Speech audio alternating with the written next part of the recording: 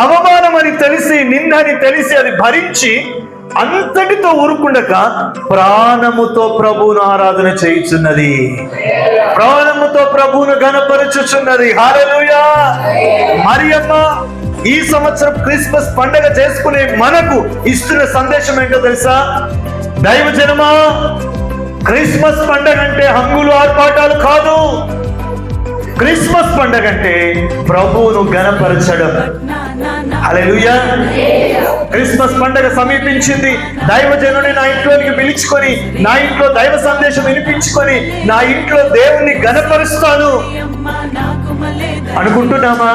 Christmas పండగ వచ్చింది, shopping చేద్దాం, మెదక్లో చేద్దామా, కామరేడ్లో చేద్దామా, సిటీలో చేద్దామా, ఏడో చేద్దాం, CBS లో చేద్దామా, కిషన్ లో చేద్దామా, ఏడో చేద్దాం. ఇదే క్రిస్మస్ పండుగ వచ్చింది. నా బంధువుల్ని నా ఇంటికి పిలిపించుకొని వారికి క్రిస్మస్ సందేశం వినిపింపజేస్తాను, నా దేవుణ్ణి ఘనపరుస్తాను. ఆలోచన ఉందా?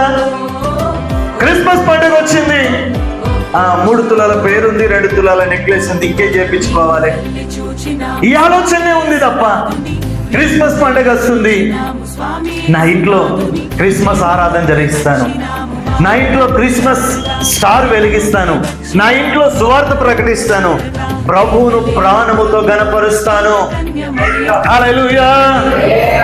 స్తోత్రం.